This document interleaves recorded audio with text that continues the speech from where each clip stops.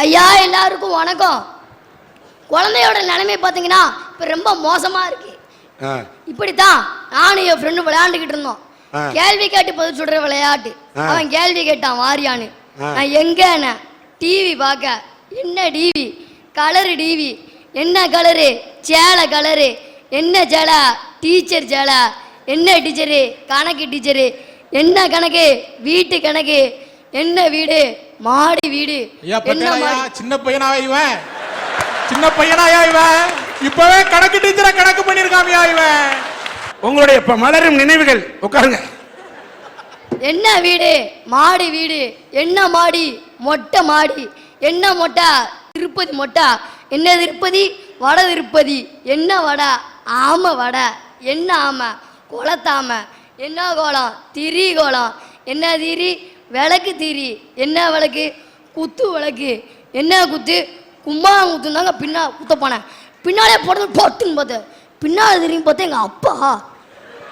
என்னடா பாடிக்கிற விட்டு போய் வந்து விளையாண்டுருக்க ஓடல விரட்டி விட்டாங்க. எங்க குழந்தைங்க கொஞ்ச நேரம் கூட விளையாடக்கூடாதா? ஐயா வீட்டில் பார்த்தீங்கன்னா பெற்றவங்க தொல்லை. சரி ஸ்கூலுக்கு பஸ்ஸில் போய்கிட்டு இருந்தேன் சார். பஸ்ஸில் போய்ட்டு இருந்தோம். கண்டக்டர் என்ன சொன்னார், தம்பிங்க கொஞ்சம் நெருக்கடியாக இருக்குது, கொஞ்சம் முன்னாடி போய் நில்லுப்பான்னாரு. முன்னாடி போய் நின்னா டிரைவர் ஆச்சு கொஞ்சம் பின்னாடி போய்ப்பான்னாரு. கண்டக்டர் முன்னாடி ஓச்சல, டிரைவர் பின்னாடி ஓச்சல. கண்டக்டர் முன்னாடி ஓச்சல, டிரைவர் பின்னாடி ஓச்சல. நான் முன்னாடி பின்னாடி அலைஞ்சிட்டு பார்த்தா டிரைவருக்கு முன்னாடி இருக்கிற கண்ணாடியில் பின்னாடி கண்ணாடி போட்ட மாமே அவர் பார்த்துக்கிட்டு இருக்காரு.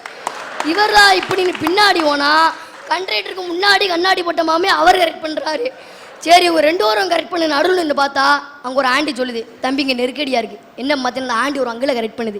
இவங்க 3 வாரம் கரெக்ட் பண்ணி நீ யாரை கரெக்ட் பண்ண போறீங்க? நல்லா நான் ஒரு கரெக்ட் பண்ணலையா தம்பி, நல்லா இருப்பேன் நீ. இனிமே பஸ்ல போகாதடா, பல பேர் வாழ்க்கையில மண்ணெளி போட்டுரும் உங்களுக்கு. எங்க ஸ்கூல்ல பாஸ் விட்டா நான் யார் பஸ்ல வரேன்? சார் ஒரு நிமிஷம் தம்பி, நீ என்ன வேணாலும் பேசிக்கமா, ஆனால் உன்னைய குழந்தைன்னு மட்டும் தயவு செஞ்சு சொல்லாத. குழந்தைங்க பஸ்ஸில் போனால் ஜன்னல் வழியாக காக்கா குருவியை தாமியாக பார்க்கும். யார் யார் கரெக்ட் பண்ணுறாங்கன்னு பார்த்துக்கிட்டு இருக்கு பாரு. உன்னையெல்லாம் டயரில் தாமலே உட்கார வைக்கணும். அந்த வயசுல நாங்கள் தாண்டிட்டோம்ல. ஐயா நான் அப்போதே சொன்னேன், கணக்கு பண்ணிட்டானா? இந்த பார்த்தீங்கன்னா இவங்க தொல்லை. சரி லீவில் தான் தாத்தா பாட்டி வீட்டுக்கு போகும்போது போய்கிட்டு இருந்தோமா எங்கள் வாத்தியார் ஒரு ஸ்டாப்பில் இறனாரு. வாத்தியாருக்கு மரியாதை இருக்குமே எந்திரிச்சு நின்னேன். வாத்தியார் அதெல்லாம் வேண்டாம் உட்காந்து கூட தட்டி கொடுத்து உட்கார வச்சிட்டாரு. ஒரு 2 ஸ்டாப்பு போணுச்சு.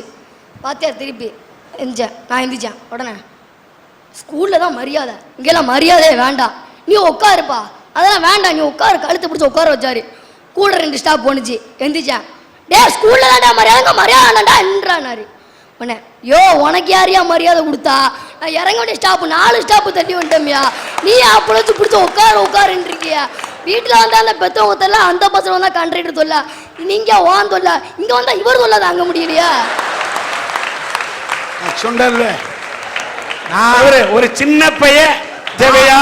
நான் இருந்தாலும் இருக்க விட மாட்டேங்க. நான் என்ன செய்யட்டும்? நான் என் பாட்டில் சிவனேன்னு தானே உட்கார்ந்து இருந்தேன். உங்க ஊர் என்ன? நெல்ல. நீ தர்றது தொல்ல இல்ல. இனிமே உனக்கு அனுமதி இல்ல. எனக்கு இல்ல. எதுக்கு உண்டு இல்ல? அண்ணே இந்த மாதிரி பசங்க பஸ்ல தான் வாத்தியார வறுத்து எடுக்காங்க. முந்தா நாள் நானும் ஒரு வாத்தியாரம் பஸ்ல போறோம்.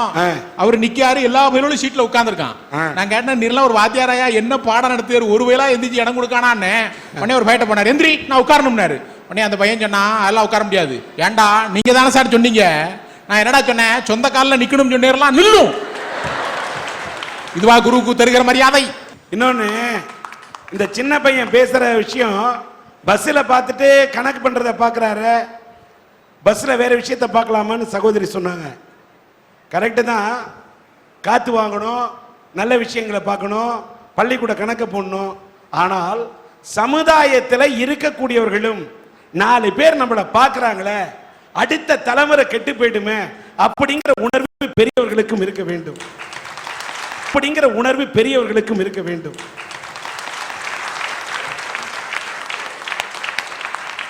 சாக்கடையாக சில மனங்கள் இருக்கின்றன.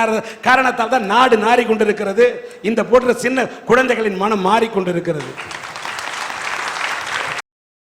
2 இதயங்களின் ஒரே துடிப்பு, 4 கண்களின் ஒரே பார்வை, 2 மனங்களின் ஒரே சிந்தனை, 2 குடும்பங்களின் ஒரே சங்கமம் திருமணம். இரண்டு நெஞ்சங்களின் ஒரே நினைப்பு, இரண்டு மன இதயங்களின் இனிப்பு ஒப்பந்தம். இந்த உலகத்திற்கு ஒரு புதிய உயிரை உருவாக்கி கொடுக்கின்ற நேர்மையான முயற்சி இந்த திருமணம். உண்மையான காதலுக்கு கௌரவமான முகவரி தருவது திருமணம். மனங்கள் இணைந்து விட்டால் மதங்களே தேவையில்லை என்று உலகத்திற்கு ஓங்கி உணர்த்துவது திருமணம்.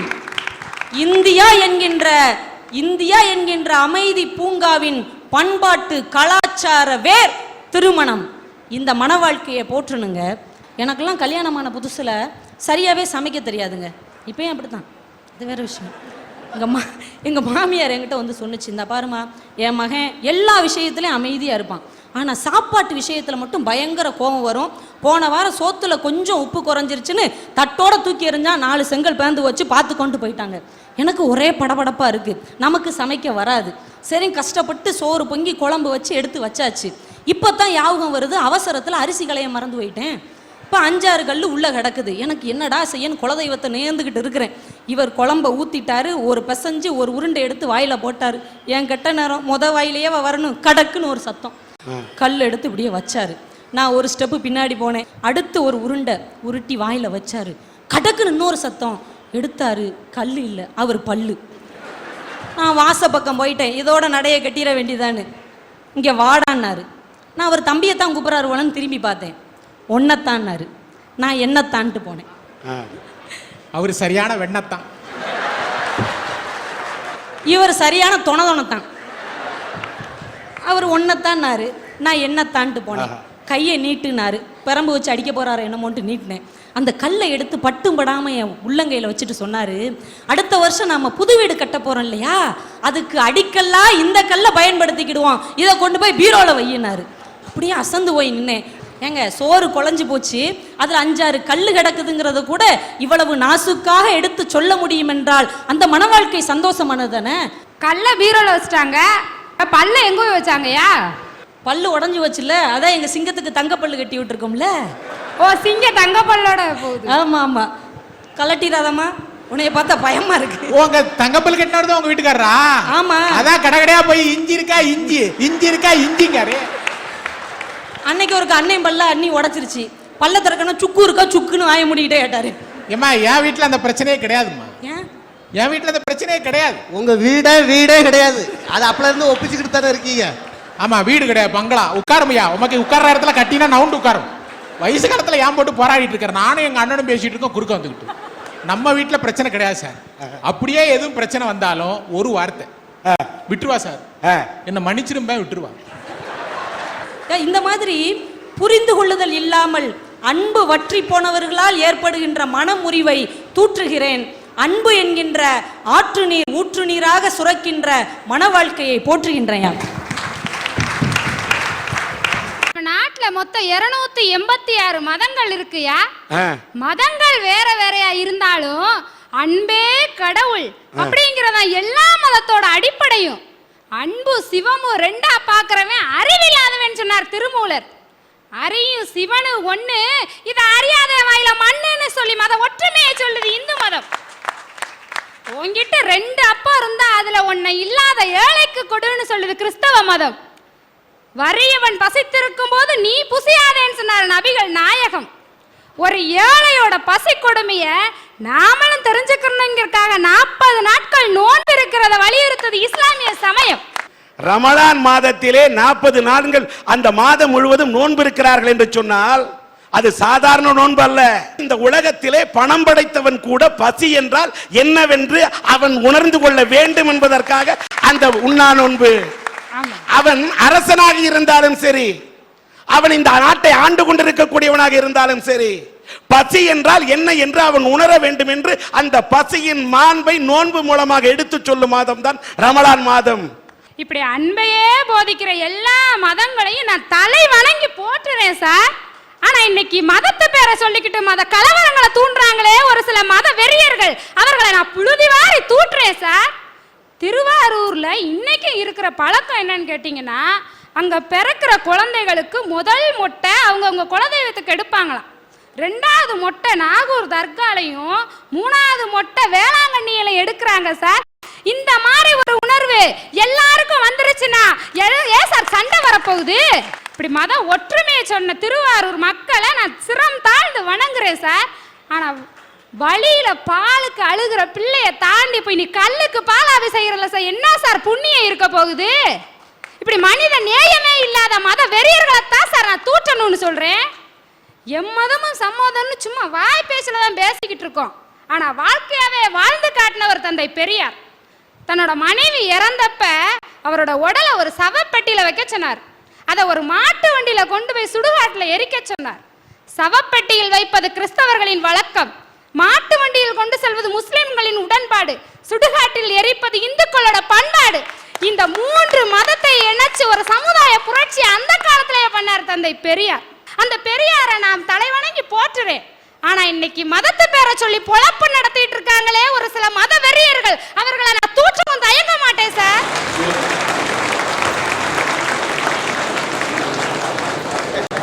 ஐயா, காதல் அப்படிங்கிற ஒரு சொல்லும் போதே எவ்வளவு மகிழ்ச்சியா இருக்குங்க.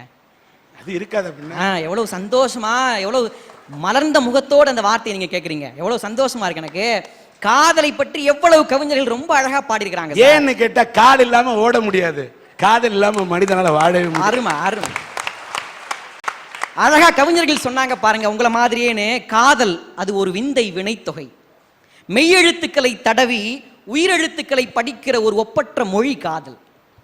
காதல் ஒரு பெரிய மர்மங்கள் நிறைந்த மகா சமுத்திரம்.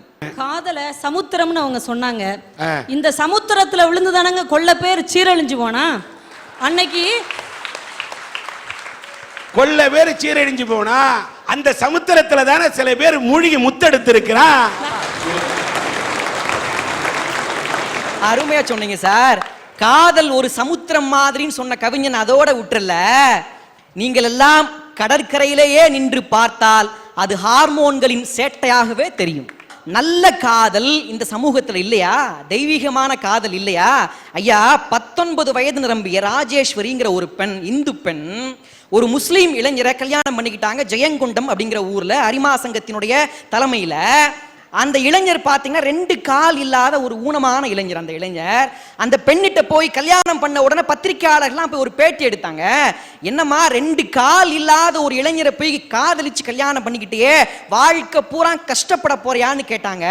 அந்த பெண் ஒரே ஒரு கவிதை மட்டும் பதிலா சொன்னுச்சு, இஷ்டப்பட்ட இருவர் சேர்ந்து கஷ்டப்படுவதே காதல்னு சொல்லிச்சுங்க. அற்புதம்.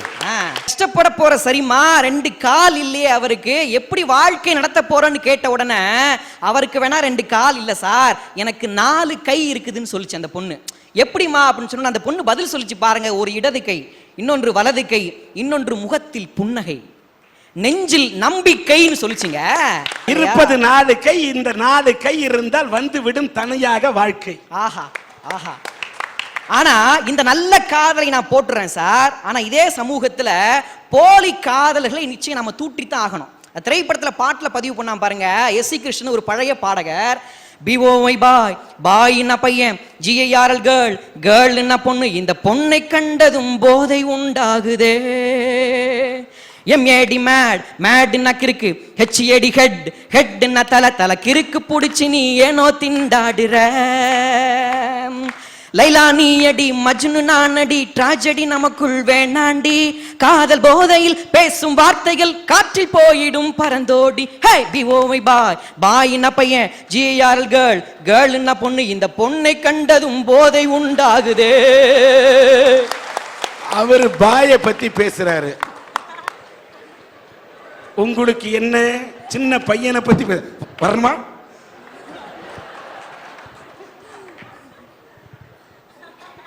அதே சினிமாக்காரன் தான் இன்னொரு பாட்டையும் கொடுத்தான். பாட்டுக்கு பாட்டா, காதலனும் ஜோருல காசு இருக்கும் திமிருல பசங்களைத்தான் அலைய விடுறீங்க, 6-7 மாசமா அலைய விட்டு மோசமா அண்ணான்னு அல்வா தர்றீங்க, அதுக்கு பரிகாரமா ஆரம்பமே தாலிதான். காதல சொன்னதும் அந்த பாட்டு தான், மோசமான நிலைமையில கொண்டு தெருல விட்டுருவான்னு சொன்னதும் அந்த பாட்டு தான். காதல் எங்க வரைக்கும் வந்துட்டு தெரியுமா? 1ஆம் கிளாஸ் படிக்கிற பையன் எல்கேஜி பொண்ணிட்ட போய் ஐ லவ் யூன்னு இருக்கான். அந்த பொண்ணு சொல்லுது, இந்த விளையாட்டுலாம் ஏன்ட்ட வச்சுக்காத, நான் 1 வருஷமா யூகேஜி குமார லவ் பண்ணிட்டு இருக்கேன். இந்த வேதனையா கவியரசு அன்னைக்கே சொன்னா சார்.